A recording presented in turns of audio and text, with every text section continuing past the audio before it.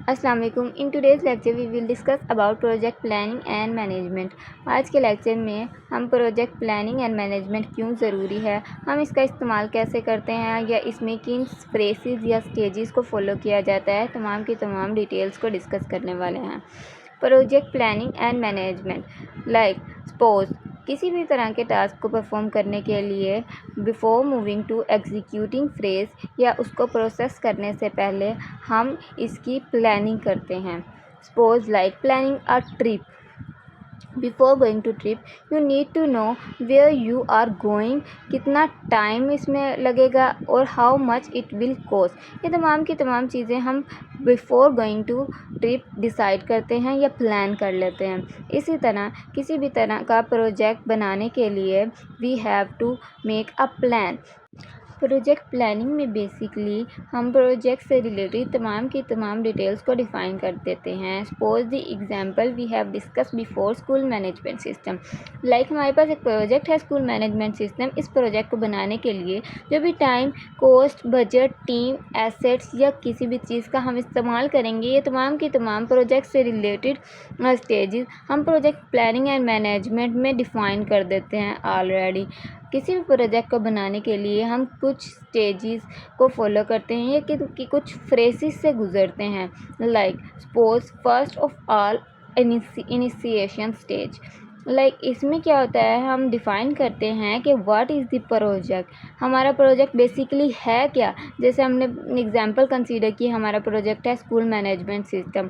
सो इसका ऑब्जेक्टिव क्या है, इस प्रोजेक्ट की नीड क्या है, इसका स्कोप क्या होने वाला है या स्टेक होल्डर्स को या क्लाइंट को इसका बेनिफिट क्या है।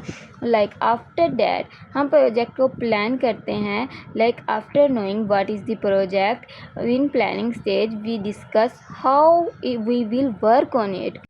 लाइक कौन सी टीम किस तरह का या कौन सा टास्क परफॉर्म करने वाली है। लाइक फ्रंट एंड डेवलपर्स को उनके से रिलेटेड तमाम के तमाम टास्क एलोकेट किए जाते हैं। बैक एंड डेवलपर्स को, बैक एंड टीम को बैक एंड से रिलेटेड तमाम के तमाम टास्क एलोकेट किए जाते हैं। दैन प्रोजेक्ट की टाइमलाइन डिसाइड की जाती है। दैन प्लानिंग स्टेज में ही ये चीज़ डिसाइड की जाती है कि हमारे प्रोजेक्ट का बजट क्या होने वाला है। After planning all the things related to the project, we move to the next stage is execution stage। इस स्टेज पे हम प्रोजेक्ट की एग्जीक्यूशन इसकी वर्किंग स्टार्ट कर देते हैं। इस फेज़ पे हम प्रोजेक्ट को प्रोसेस करना स्टार्ट कर देते हैं। प्रोजेक्ट को की एग्जीक्यूशन स्टार्ट हो जाती है। जैसे ही प्रोजेक्ट की एग्जीक्यूशन स्टार्ट हो जाती है दैन विदिन द टाइम हम लोग इसकी परफॉर्मेंस को मोनीटर करते हैं, इसकी परफॉर्मेंस को मेजर करते हैं। ये चीज़ को इंश्योर करते हैं कि हमारा प्रोजेक्ट अकॉर्डिंग टू प्लान ठीक तरह से वर्क कर रहा है या नहीं। Like everything is on track और नॉट। सो ये तमाम की तमाम चीज़ें परफॉर्मेंस मॉनिटरिंग के थ्रू टेस्ट आउट की जाती हैं। देन जैसे ही प्रोजेक्ट कंप्लीट हो जाता है तो हम इसका प्रॉपर फुली क्लियर करते हैं। लाइक प्रोजेक्ट की कंप्लीशन के बाद इसकी प्रॉपर डॉक्यूमेंटेशंस तैयार की जाती हैं, इनको रिव्यूज़ किया जाता है और देन इसको क्लोज़ किया जाता है। So these was the stages included in project planning and management system. Now we will discuss comprehensive project planning.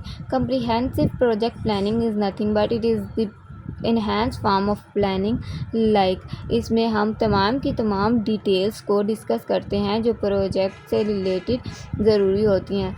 Like planning में बेसिकली हम प्रोजेक्ट से रिलेटेड एक डॉक्यूमेंटेशन तैयार कर लेते हैं जिसमें हम वो तमाम की तमाम चीज़ें मेंशन करते हैं। लाइक प्रोजेक्ट का स्कोप क्या होने वाला है, प्रोजेक्ट की नीड क्या है, इस पर किस तरह की टीम वर्क करेगी, how it will be done. Like इसकी कॉस्ट क्या होने वाली है, प्रोजेक्ट की टाइमलाइन क्या होने वाली है, इसका बजट क्या है, तमाम की तमाम डिटेल्स कंप्रीहेंसिव प्रोजेक्ट प्लानिंग में डॉक्यूमेंटेड होती हैं, डिफ़ाइन की जाती हैं। तो प्रोजेक्ट प्लानिंग और या प्रोजेक्ट इनिशिएशन में डिफरेंस ये होता है। जब हम प्रोजेक्ट इनिशिएशन की बात करते हैं तो हम इसमें ये डिस्कस करते हैं व्हाट इज़ ओवर प्रोजेक्ट, कि हमारा प्रोजेक्ट क्या है। ये सिर्फ हमें प्रोजेक्ट की जनरल या जनरलाइज इंफॉर्मेशन प्रोवाइड करता है। लेकिन जब हम प्लानिंग की बात करते हैं तो हम इसमें तमाम की तमाम रिक्वायरमेंट्स या प्रोजेक्ट की तमाम डिटेल्स की एक डॉक्यूमेंटेशन तैयार कर लेते हैं। लाइक इसकी एक रिटन फॉर्म अवेलेबल होती है हमें, जो जिसके अकॉर्डिंग ही हम नेक्स्ट प्रोजेक्ट को लेके चलते हैं या प्रोजेक्ट को एग्जीक्यूट करते हैं। Now we will discuss about project timeline. Project timeline से मुराद कि हमारा प्रोजेक्ट कितने टाइम में कंप्लीट होने वाला है। सो इसको डिसाइड करने के लिए या इसकी एस्टिमेशन के लिए हम क्या करते हैं, प्रोजेक्ट को डिफरेंट पार्ट्स में डिवाइड कर लेते हैं। Suppose if we are building a website, you may set a timeline for designing the website. Like हमने एक week for designing the website consider किया है, देन हम नेक्स्ट वीक क्या करेंगे, कंटेंट राइटिंग पे फोकस करेंगे। After completing all the site, इसके नेक्स्ट वीक हम इसकी टेस्टिंग रिलेटेड तमाम के तमाम टास्क को परफॉर्म करेंगे। सो इससे क्या होता है, हम प्रोजेक्ट को with in the time deliver कर सकते हैं या प्रोजेक्ट को ईजीली ट्रैक कर सकते हैं। सो किसी भी प्रोजेक्ट को with in the time complete करने के लिए हम इसको पार्ट्स में या इसके लिए टाइमलाइन सेट कर देते हैं। So we complete all the task related to the project on time. Now we will discuss about estimating cost. Estimating cost से मुराद लाइक इसमें हम प्रोजेक्ट पे आने वाले टोटल एक्सपेंसेस की एक प्रेडिक्शन या एक अंदाज़ा बता देते हैं कि हमारे प्रोजेक्ट पे ये टोटल एक्सपेंसिव आने वाले हैं। सो ये हमें हेल्प आउट करता है प्रोजेक्ट की बजटिंग के लिए या रिसोर्स एलोकेशंस के लिए। देन कुछ की फैक्टर्स मेंशन किए गए हैं जो प्रोजेक्ट या किसी भी सॉफ्टवेयर की कॉस्ट को एस्टिमेट करने के लिए इन्वॉल्व होते हैं। लाइक हम किसी भी प्रोजेक्ट की कॉस्ट को एस्टिमेट करने के लिए इसकी डेवलपमेंट टीम पे फोकस करते हैं। इसकी डेवलपमेंट टीम की पर आने वाली कॉस्ट का अंदाज़ा इस चीज़ से हो सकता है, लाइक इसमें कितने नंबर ऑफ़ डेवलपर्स हैं या इसमें कितने नंबर ऑफ़ एक्सपर्ट्स हैं या इनका ओवरली रेट क्या है। Then technology stack, like cost पे ये चीज़ भी अफेक्ट करती है कि हम किस तरह की टेक्नोलॉजी का इस्तेमाल कर रहे हैं या हम किस तरह की प्रोग्रामिंग लैंग्वेज का इस्तेमाल कर रहे हैं। ये different type of programming languages के यूज़ से या टेक्नोलॉजीज़ के यूज़ से हमारी कॉस्ट भी वेरी करती है। लाइक हम सपोज जितनी मॉडर्न टेक्नोलॉजीज़ का इस्तेमाल करते हैं, एज़ वी आल नो, जितनी मॉडर्न टेक्नोलॉजीज़ या टूल्स का इस्तेमाल करते हैं वो उसकी कॉस्ट हमारे लिए उतनी ही एक्सपेंसिव होती है। Then project duration, like project की कॉस्ट उतनी ही हायर होती चली जाएगी जितना प्रोलॉन्ग्ड हमारा प्रोजेक्ट होने वाला है। लाइक एक प्रोजेक्ट 3 मंथ्स में कंप्लीट कर सकते हैं, वो हमारा प्रोजेक्ट 6 मंथ चल रहा है। सो हमें उसकी ड्यूरेशन के अकॉर्डिंगली हमारी कॉस्ट भी उतनी ही ज़्यादा होती जाएगी।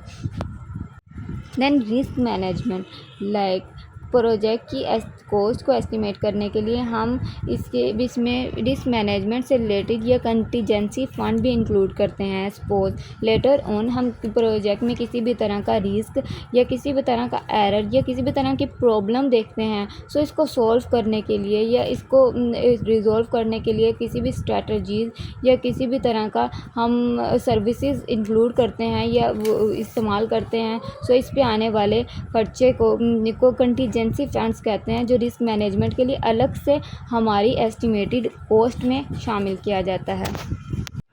देन सॉफ्टवेयर की टेस्टिंग या इसकी क्वालिटी एश्योरेंस के लिए, लाइक इसमें बग्स की फिक्सिंग के लिए या इस चीज़ को इंश्योर करने के लिए कि हमारा प्रोजेक्ट अकॉर्डिंग टू स्टैंडर्ड या अकॉर्डिंग टू नीड्स है। सो इससे टेस्टिंग से रिलेटेड जो भी तमाम के तमाम एक्सपेंसेस होते हैं वो भी एस्टिमेटेड कॉस्ट में हम इंक्लूड करते हैं। सो इन तमाम की तमाम डिटेल्स को प्लस करके, लाइक डेवलपमेंट टीम पे आने वाला खर्चा, टेक्नोलॉजीज़ पे आने वाला खर्चा या कंटीजेंसी फंड्स या क्वालिटी इंश्योरेंस पे आने वाला तमाम के तमाम एक्सपेंस को प्लस करके प्रोजेक्ट की कॉस्ट एस्टिमेट की जाती है या प्रोजेक्ट का बजट एस्टिमेट किया जाता है। देन इससे रिलेटेड एग्जांपल जो है उसे हम कल के लेक्चर में डिस्कस करेंगे। अल्लाह हाफिज़।